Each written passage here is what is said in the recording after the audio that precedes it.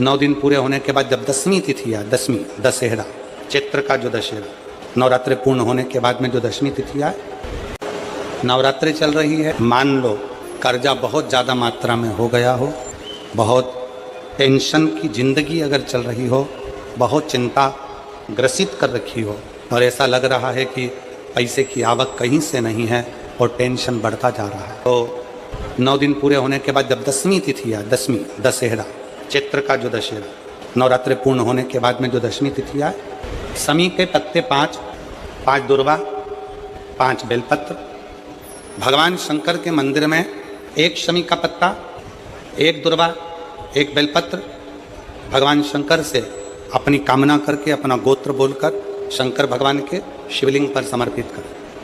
फिर दूसरा पत्ता, दूसरा शमी पत्ता, दूसरी दुर्वा, फिर शिव जी पे समर्पित करें। 5 पत्ते शमी के, 5 दुर्वा, 5 बेलपत्र, जो विजयदशमी चैत्र महीने की रहेगी, चैत्र महीने की जो 10वीं तिथि रहे नवरात्रि के बाद की, समर्पित कर 1 लोटा जल 3 बार शंकर जी को उसी जल से 3 बार समर्पित करें।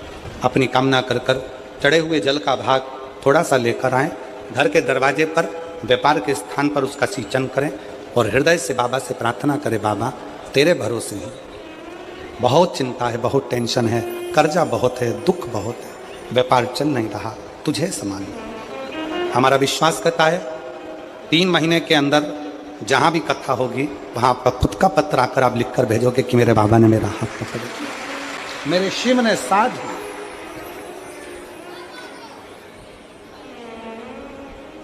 विजयदशमी पर शमी के पत्र की बड़ी महत्वता होती है।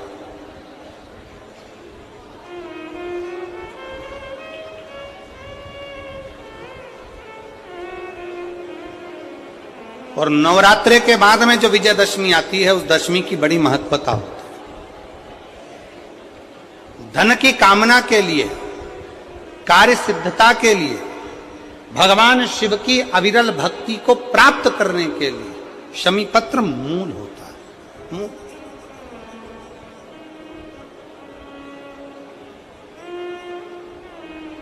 और हम तो बिल्कुल कहेंगे शहादा वालों से भी, और जितने आस्था चैनल पर कथा सुन रहे हैं, जितने टीवी पर कथा सुन रहे हैं, मोबाइल पर कथा सुन रहे हैं, कि कभी कभी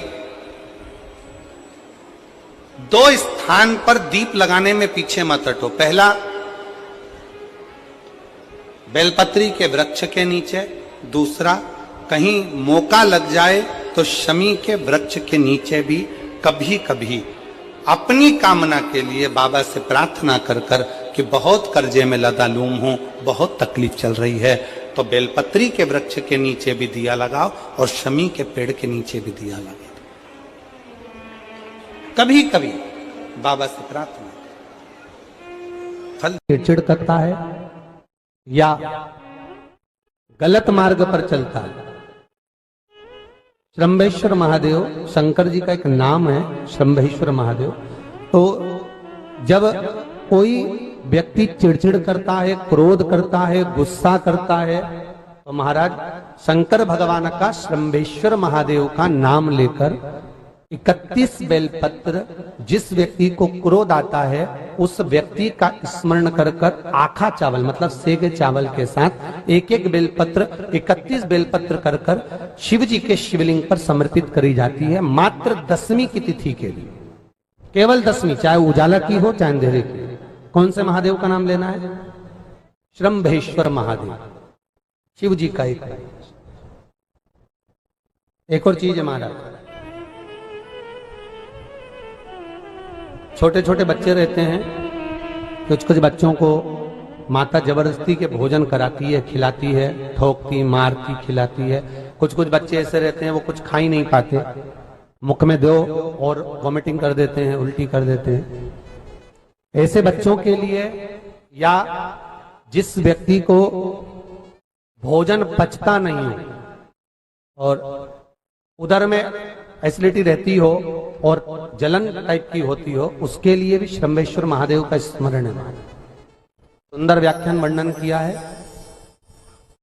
श्रंभेश्वर महादेव के ठीक सामने अर्थात भगवान शंकर के किसी भी शिवलिंग के सामने एक तांबे के लोटे में जल रख लीजिए उस जल के अंदर 3 बेलपत्र डाल दीजिए, एक पीपल का पत्ता डाल दीजिए। महाराज शमी के 11 पत्ते कलश को छुआकर शंकर भगवान के शिवलिंग पर श्रंभेश्वर महादेव के नाम से चढ़ा दीजिए। उस जल को उठाकर ले आइए, 1 रात्रि तक घर के अंदर रखना है।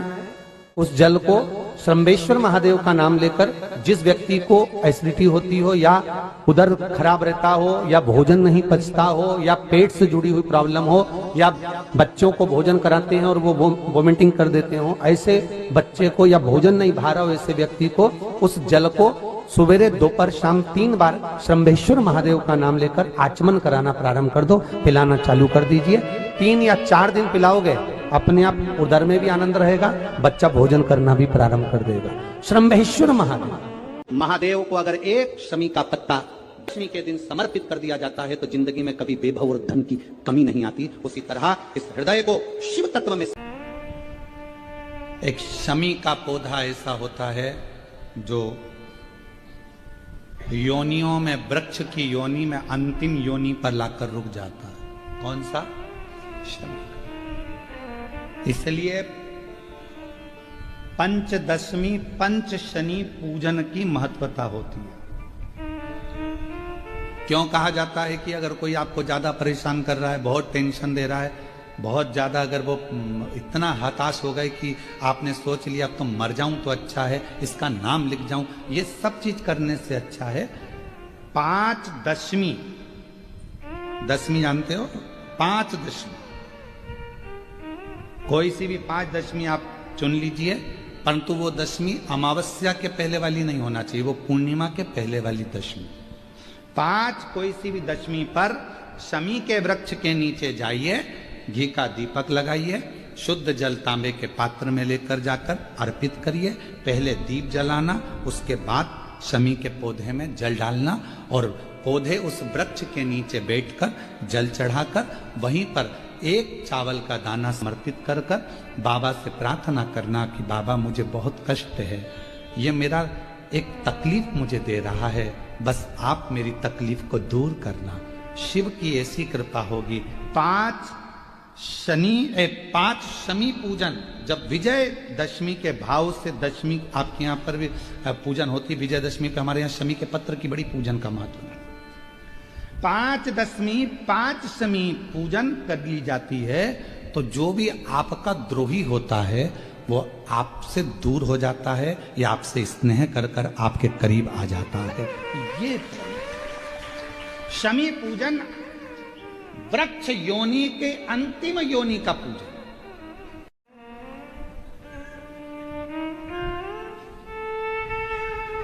सारे वृक्षों पर पत्थर पड़ जाते हैं, पर शमी के पौधे पर पत्थर किस लिए हम मारेंगे? कौन मारेगा? उसमें तो कांटे लगे रहते हैं, कौन मारेगा उसको? क्या कांटा झड़ाएगा पत्थर मार कर? नहीं।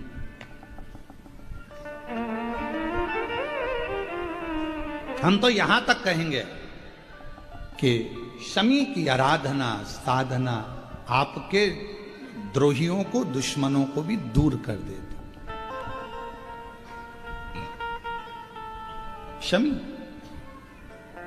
और मेरी जीजियों, मेरे जीजाओं, मेरी बेटियों, बेटाओं, मेरी माताओं, मेरे बुजुर्ग माता पिता स्मरण करें, जब जब यदि आपका हृदय दुखे, मन दुखे, तो एक शमी की पत्ती को शंकर के शिवलिंग पर जरूर चढ़ाएं, सारे दुख अपने आप समाप्त होना प्रारंभ। शमी का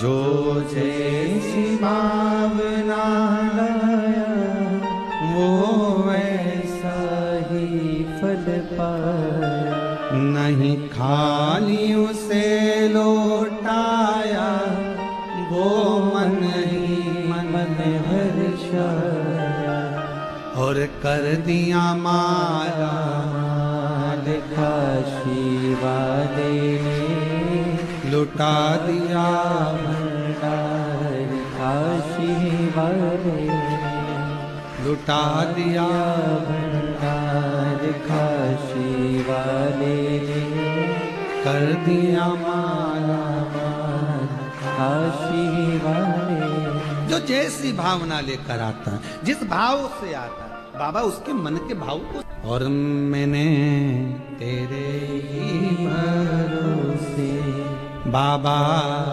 तेरे ही भरोसे हवा बिच उड़ती जावांगी बाबा, डोर तो छड़ी ना में कटी जावांगी, भोले मैं तेरी पतंग शंभु मैं तेरी पतंग हवा बिच उड़ती जावांगी बाबा, डोर तो छड़ी ना में कटी जावांगी। स्वयं के द्वारा निर्मित प्रसाद का प्रयोग करिए। शिव जी की 5 बेटियों में एक बेटी श्यामली बारी, नाम बोलो आप लोग, श्यामली बारी। एक ऐसा नाम है ये, महाराज मान लो कर्जा बढ़ गया है, 5 लाख 7 लाख 3 लाख 4 लाख 2 लाख, कोई भी थोड़ा सा भी कर्जा अगर मस्तक पर है, माथे पर है, तो शिव जी की श्यामली बारी नाम की जो कन्या है, बेटी है,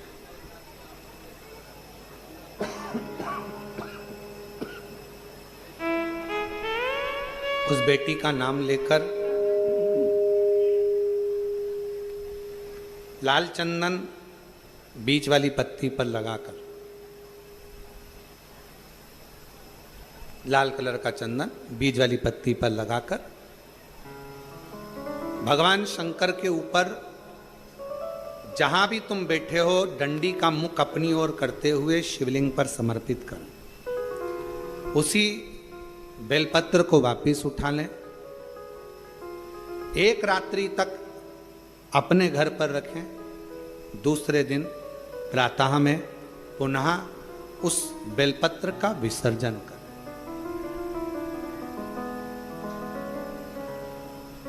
विसर्जन करते समय आपके ऊपर कितना कर्जा है, कितना कर्जा आपके ऊपर है, उसका स्मरण करते हुए, शिव जी से विनय करते हुए, और अपनी मेहनत को 4 गुना करो, अपने कार्य को बढ़ाओ। दुकान हो, नौकरी हो, सर्विस हो, बिजनेस हो, या कोई भी कार्य कर रहे हो, उसको लगनता से करना प्रारंभ करो। धीरे धीरे मेरा भोले बाबा आपका हाथ पकड़ेगा और कर्जे से मुक्त जरूर करेगा। आज के समय में, आज के हिसाब से, आज के समय में थोड़ा सा भी लोगों का कर्जा हो जाता है तो लोग तुरंत सुसाइड करने का विचार करते हैं।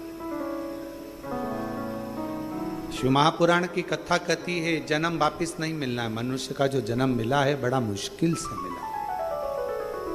किसी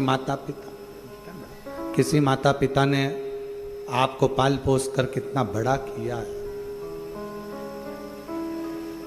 उस माँ से पूछो जो रात रात भर तुम्हें टीका लगा शरीर में और रात रात भर जागती रही और करवट बदलाती रही तुमको गोदी में लेकर।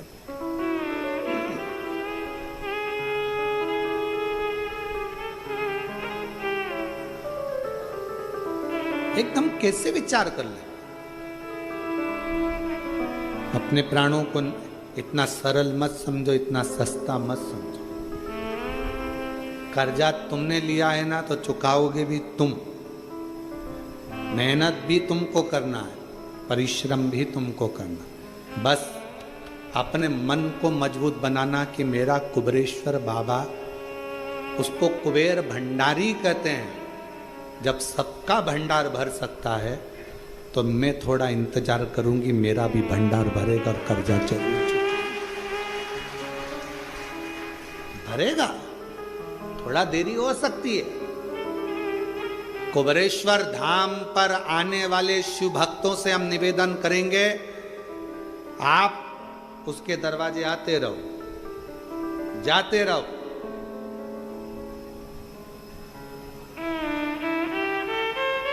कभी तो सुनेगा मेरी भी पुकार को, कभी तो सुनेगा मेरी भी पुकार को, कभी तो भरेगा मेरे भी भंडार को, कभी तो भरेगा मेरे भंडार को।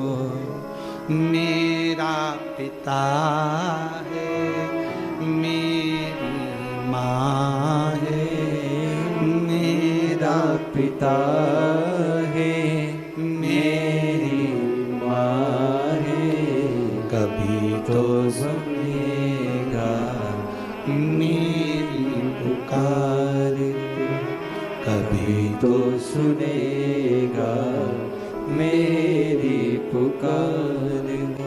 वो सुनता, थोड़ा देरी हो सकती, थोड़ा समय लग सकता। सारंगनाथ जी का दर्शन जरूर करें। क्यों?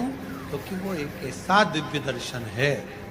सारनाथ भगवान का एक ऐसा दिव्य दर्शन है, उस कुंड का ऐसा दिव्य दर्शन है जहां पहुंचकर हम जो कामना लेकर, अगर कितना भी जीवन में ऋण पड़ा हो, कितना भी कर्जा पड़ा हो, कितना भी दुख पड़ा हो, कितनी भी तकलीफ पड़ी हो, अगर काशी में सारनाथ भगवान का दर्शन यदि कर लेते हैं तो हमारी जिंदगी के सारे दुख धीरे धीरे धीरे धीरे, हमारा कर्जा धीरे धीरे चूक जाता है, समाप्त हो।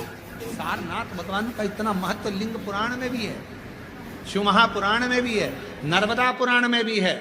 सारनाथ भगवान का वर्णन स्कंद पुराण के काशी खंड में भी है। चारों पुराणों में इसका वर्णन मिलता है। और यदि संसार का कोई व्यक्ति अगर मान लो काशी में जाकर सारनाथ भगवान का दर्शन ना कर पावे और उसकी जिंदगी में बहुत कर्जा है, इतना भी धन नहीं है कि काशी जाकर सारनाथ भगवान का दर्शन करे, तो शिव महापुराण की कथा कहती है अगर बन सके तो 5 बेलपत्र, 5 दुर्वा, 5 कनेर का पुष्प, 5 काली तिल हाथ में रखकर सारनाथ भगवान का स्मरण कर कर भगवान शंकर के मंदिर में शिवलिंग पर समर्पित करे, और शिवलिंग पर समर्पित कर कर सारनाथ भगवान का स्मरण कर कर लोटा भरकर जल शिव को समर्पित करे, उसी का थोड़ा सा जल झेल कर लेकर आकर अपने घर व्यापार के ऊपर छिड़कना प्रारंभ करे। धीरे धीरे 3 महीना भी नहीं लगेगा, व्यापार वृद्धि करेगा, कर्जा चूकना प्रारंभ हो जाएगा। सारनाथ भगवान का इतना महत्व। बोल सारनाथ महादेव की। शिव का इतना, उसको जाने, उसको पहचान। शिव महापुराण में 2 शब्द दिए हैं कि भगवान शंकर की आराधना करने वाले को भोग का भी सुख होता है और मोक्ष भी प्राप्त होता है। भोग से मतलब क्या है? कोई कामना, आपके जीवन की कोई कामना हो, आपके जीवन की कोई उम्मीदें हो, मुझे ये प्राप्त करना है, मुझे ये प्राप्त करना है, मुझे ये लेना है, मुझे ये प्राप्त करना है, वो उम्मीद। सारनाथ महादेव, सारनाथ महादेव, आप में से कोई गया है काशी में? सारनाथ महादेव का दर्शन किया आप लोगों ने? काशी में सारनाथ महादेव हैं, पीछे वाले हाथ उठाए हैं, ये लोग होकर आए हैं, माता जी भी होकर आए, इधर से भी कई लोग उठाए। काशी में सारनाथ महादेव हैं, और जो दर्शन कर कर आए हैं उनके चरणों को हमारी तरफ से नमन है, प्रणाम। काशी में जितने भी शिव भक्त कावड़ चढ़ाने के लिए काशी में विश्वनाथ जी के यहाँ जाते हैं, वो सारनाथ जरूर जाते हैं।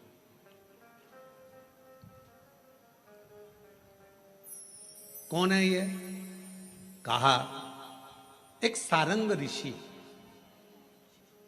काशी के नजदीक में रहते थे।